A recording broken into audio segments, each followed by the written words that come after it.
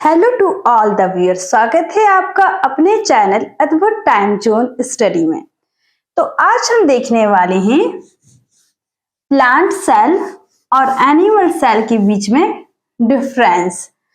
तो हम क्या कर रहे हैं, एक तरफ एनिमल सेल को हम पहले अपनी एक वीडियो में पहले भी बना चुके थे, लेकिन आज फिर से हम दो सेल बना रहे हैं, यहाँ पर प्लांट सेल और यहाँ पर एनिमल सेल। इससे दोनों के बीच में क्लियर कट डिफरेंस हो जाएगा। सबसे पहले हम देखो एनिमल सेल से शुरू कर रहे हैं। हमने एनिमल सेल की प्लाज्मा मेम्ब्रेन बनाई, ठीक है। इसी तरीके से हमने प्लांट सेल की प्लाज्मा मेम्ब्रेन बना दी। क्या क्लियर है? तो हमने बना दी दोनों की प्लाज्मा मेम्ब्रेन, प्लांट सेल और एनिमल सेल की। ये हो गई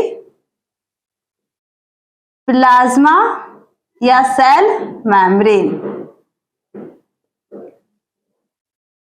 अब एनिमल सेल में सेल वॉल नहीं होती, प्लांट सेल में इसके ऊपर भी एक और कवरिंग होती है जो कि सेलुलोज की बनी हुई होती है, जिसे हम सेल वॉल कहते हैं। तो प्लांट सेल में एक और कवरिंग होती है, उस कवरिंग का नाम है सेल वॉल, जो कि सेलुलोज की बनी हुई होती है, ठीक है।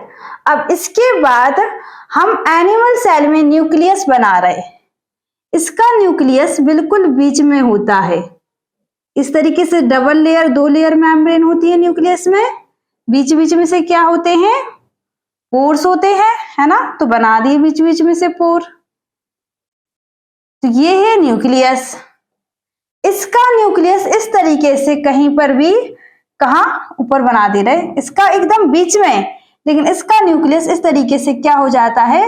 बाजू में हो जाता है प्लांट सेल में। रीजन बताएंगे क्यों हो जाता है। अभी इतना जानिए कि बीच में हो जाता है। तो ये दोनों का न्यूक्लियस है ना, दोनों का न्यूक्लियस। इसके अंदर भी सेल के पूरे अंदर क्या भरा हुआ है? साइटोप्लाज्म भरा हुआ है, एक लिक्विड। प्लांट सेल के अंदर, एनिमल सेल के अंदर भी एक लिक्विड भरा हुआ है। इस लिक्विड को हम बोलते हैं साइटोप्लाज्म। दोनों के अंदर भरा हुआ है, ठीक है। इसके बाद पहले इतना देख ले, आ रहा है कि नहीं? हाँ। इसके बाद एनिमल सेल में इस तरह की एंडोप्लाज्मिक रेटिकुलम फैली रहती हैं, है ना। कुछ रफ होती हैं जिसके सरफेस पर राइबोसोम होते हैं, और कुछ स्मूथ होती हैं, है ना। तो एनिमल सेल के यहां पर भी इस तरीके से एंडोप्लाज्मिक रेटिकुलम फैली रहती हैं। इसके सरफेस पर राइबोसोम, तो ये आर और ये एसईआर। इसको यहीं पर लेवल करके ऐसा बता दिया है, देखो इसको, ये है आर, है ना। यहां पर भी आर, रफ एंडोप्लाज्मिक रेटिकुलम, और यहां पर भी क्या है? Rough endoplasmic reticulum. इसके पास भी स्मूथ एंडोप्लाज्मिक रेटिकुलम, इसके पास भी स्मूथ एंडोप्लाज्मिक रेटिकुलम, ठीक है। इतना समझ में आया? इसके बाद प्लांट सेल के बाद जो भी एंडोप्लाज्मिक रेटिकुलम बना रही है, उसको पैक करने के लिए, उस सामान को पैक करने के लिए प्लांट सेल के पास इस तरीके से गोल्जी बॉडीज होती हैं, है ना। तो एनिमल सेल के पास भी, यहां पर भी तो सामान बना रही, तो एनिमल सेल के पास भी क्या होती हैं? गोल्जी बॉडीज होती हैं। दोनों के पास क्या होती हैं? गोल्जी बॉडीज, ठीक है। इसके बाद प्लांट सेल के पास भी लाइसोसोम होते हैं, एनिमल सेल के पास भी लाइसोसोम होते हैं। ठीक है, इसके बाद प्लांट सेल के पास भी माइटोकॉन्ड्रिया होता है। तो ये हम प्लांट सेल का माइटोकॉन्ड्रिया बना दे रहे हैं। और एनिमल सेल के पास भी माइटोकॉन्ड्रिया होता है।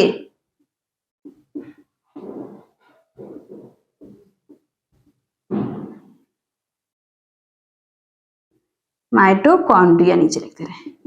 क्या यहां तक चीज समझ में आई? अभी दोनों का बनाया। इसके बाद प्लांट सेल में इतना समझ में आया। इसके बाद देखिए प्लांट सेल में इस तरीके से कुछ फाइबर पड़े हुए रहते हैं साइटोप्लाज्म के बीच बीच में। एनिमल सेल में भी पड़े हुए रहते हैं ये फाइबर्स। किसके पड़े हुए रहते हैं? ये जो फाइबर रहते हैं दोनों पड़े हुए रहते हैं, फाइबर दोनों में ये स्केलेटन की तरह होते हैं, सेल को सपोर्ट करते हैं, है ना, स्ट्रक्चर में। तो स्केलेटन फाइबर रहते हैं किसके? ट्यूबुलिन प्रोटीन के।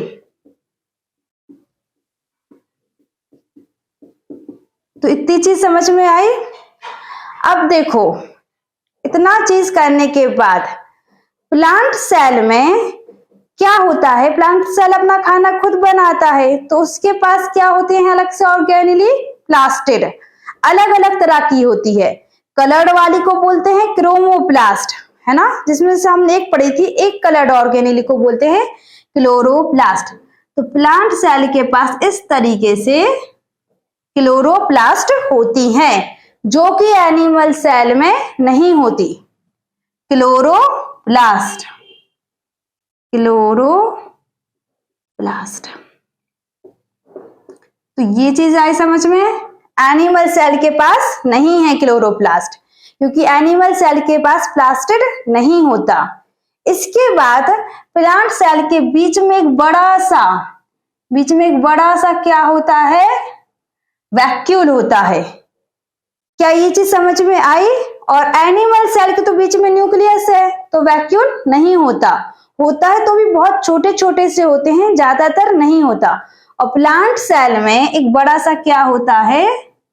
वैक्यूल होता है। ठीक है, अब इसके बाद चलते हैं यहां पर। एनिमल सेल में इस तरह की दो सिलेंडर जैसी ऑर्गेनेली पड़ी होती है, एक सिलेंडर और यहां से दूसरा सिलेंडर, और ये कुछ पेरीअमॉर्फस मटेरियल से घिरी हुई रहती हैं। इसको बोलते हैं, जो ये ऑर्गेनेली है ना, इसको बोलते हैं क्या? एक मिनट रुको, इसका नाम, ये किस में हेल्प करती हैं? सेल डिवीजन में हेल्प करती हैं। हाँ, तो इसको बोलते हैं सेंट्रोजोम। और इसका जो एक सिलेंडर जैसा डिब्बा है ना, इस अकेले एक को बोलते हैं सेंट्रियोल। ठीक है, तो ये प्लांट सेल में होती है, ये एनिमल सेल में होती है ना, वो मिस्टेक से मतलब मुझसे निकल गया। सेल डिवीजन के लिए एनिमल सेल में होती है, प्लांट सेल में नहीं होती। ठीक है, तो सेंट्रियोल एनिमल सेल में होती है, प्लांट सेल में नहीं होती। इसके बाद ये हो गया। देखो राइबोसोम दोनों के पास है, इसके पास भी ये राइबोसोम है, कुछ ER के सरफेस पर लगे हुए, तो कुछ ऐसे फ्री पड़े हुए हैं राइबोसोम। तो दोनों के पास क्या होते हैं? राइबोसोम, इसके पास भी और यहां पर भी राइबोसोम होते हैं।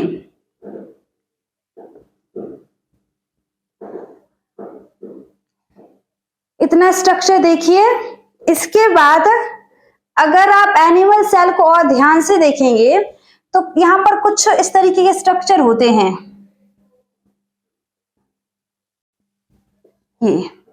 ये क्या होता है? प्लाज्मोडेस्माटा। एक सेल, प्लांट सेल, दूसरे सेल से जुड़ा हुआ रहता है किसके थ्रू? एक कनेक्शन होता है प्लाज्मोडेस्माटा जो सेल वॉल से निकलता है, और अगर और डिटेल में जाएं तो उसके मिडल लैमेला से निकलता है। तो ये है प्लाज्मोडेस्माटा,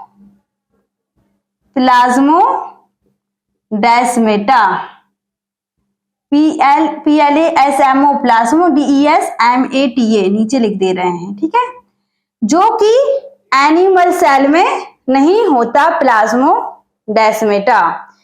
इतना डिफरेंस क्लियर है? इसके बाद पता है क्या होता है, कभी कभी एनिमल सेल में ये जो सेल मेम्ब्रेन है ना, प्लाज्मा मेम्ब्रेन है,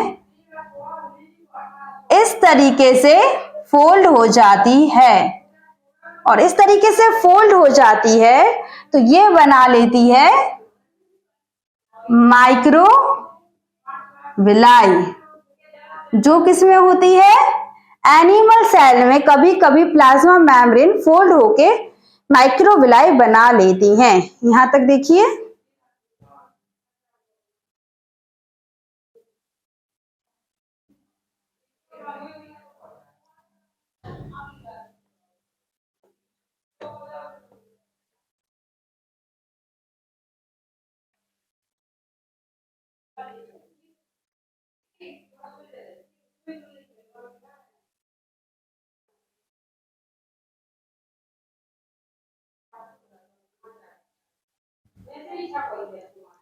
ठीक है, इतना क्लियर है?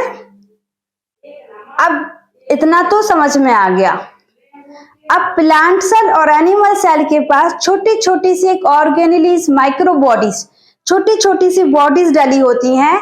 इसमें कुछ और एडिशनल अलग से एंजाइम्स होते हैं, है ना, इस तरीके से, कुछ इस तरीके से बना दे रहे हैं हम।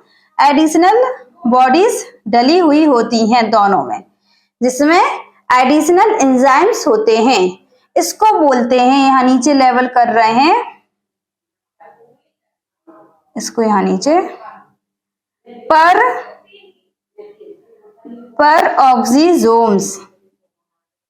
ऑक्सीजोम्स। ये जो फाइबर ट्यूब्यूलिन प्रोटीन के बने हैं, इनको एक और नाम है, इनको बोलते हैं माइक्रो फिलामेंट। तो ये पूरे डिटेल में स्ट्रक्चर देख लीजिए, ये है प्लांट सेल का और ये हो जाएगा एनिमल सेल का, है ना। सब कुछ बना दिया है, न्यूक्लियस हो गया, endoplasmic reticulum, Golgi bodies, lysosome भी हो गया, राइबोसोम्स भी, है ना, माइटोकॉन्ड्रिया भी, प्लास्टिड भी, वैक्यूल भी। इसके पास अलग से प्लास्टिड क्लोरोप्लास्ट होते हैं, इसके पास अलग से सेंट्रोसोम होता है। सेल वॉल इसमें होती है, इसमें नहीं होती।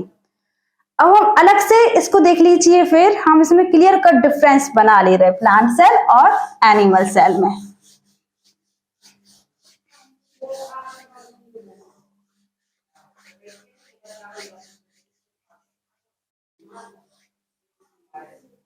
देखिए प्लांट सेल में इधर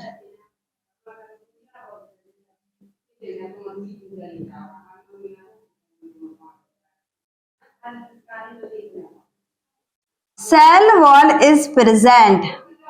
प्लांट सेल में सेल वॉल होती है, एनिमल सेल में cell wall is absent, cell wall नहीं होती। प्लांट सेल में large sized central vacuole is present. इसमें वैक्यूल इज एब्सेंट, वैक्यूल नहीं होता, और होता है तो स्मॉल साइज्ड होता है, और स्मॉल साइज्ड। प्लांट सेल में plastid is present. Example chloroplast. Plant cell में प्लास्टिड होते हैं, जिसकी वजह से वो ग्रीन कलर का होता है। और कुछ ना स्टोर करने, सामान को स्टोर करने वाले ल्यूकोप्लास्ट होते हैं, जैसे एल्यूरोप्लास्ट, इलायोप्लास्ट, अमाइलोप्लास्ट, है ना, जिसका एक एग्जाम्पल है क्रोमोप्लास्ट, है ना। यहाँ पर प्लास्टिड इज एब्सेंट, प्लास्टिड नहीं होता,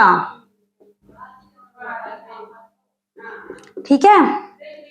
फिर प्लांट सेल में, अब देखो अभी तक जो प्लांट सेल में होता था एनिमल सेल में नहीं होता। अब हम लिख रहे हैं सेंट्रोजोम, जो सेल को डिवाइड करने के लिए होती है, सेल को तोड़ने के लिए, है ना, सेल रिप्रोडक्शन के लिए, वो एनिमल सेल में नहीं होती। क्या? Centrosome is absent. यहां पर सेंट्रोजोम इज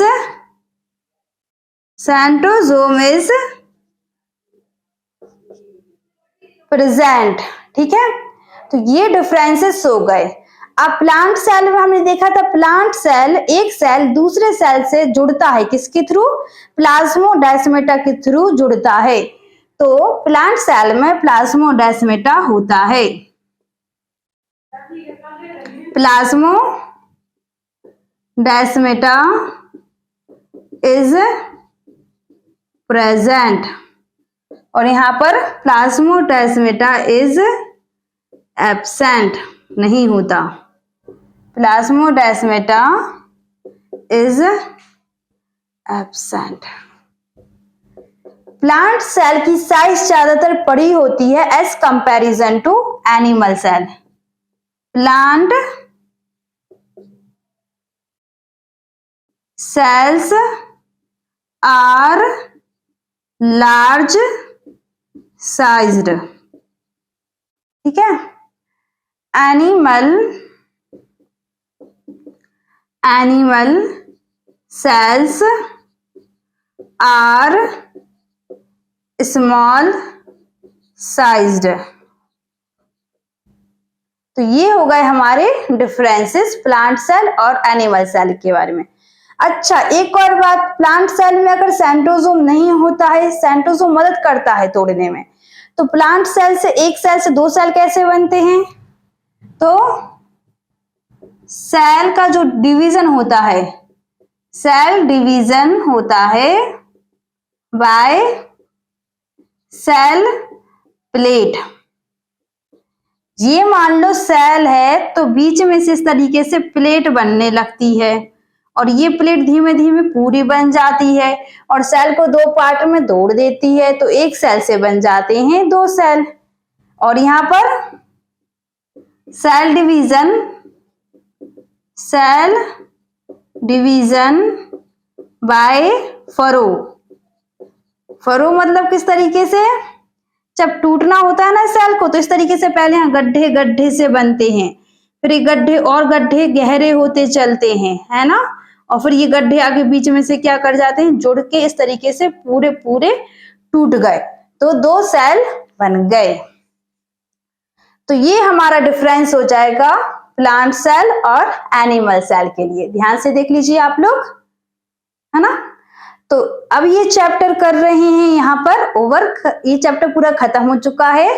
तो थैंक यू, आप जाके सभी चैप्टर की वीडियोस देखिए, बहुत हेल्पफुल रहेगी। क्लास 8th, क्लास 9th और भी बेसिक्स को क्लियर करने के लिए वीडियो बहुत हेल्पफुल है। फिर जब से लेवल आगे बढ़ता है क्लास 11th में, तो इसी के आगे हमें थोड़ा और लेवल अप करना है, डिटेल में जाना है। तो अगला वीडियो हम सोचेंगे क्लास 11th के सेल चैप्टर पर लेके आए, तो ये उसका कुछ बेसिक्स हो जाएगा जो हम क्लास 8th और क्लास 9th में पढ़ते हैं। तो थैंक यू, देखिए आप इसको।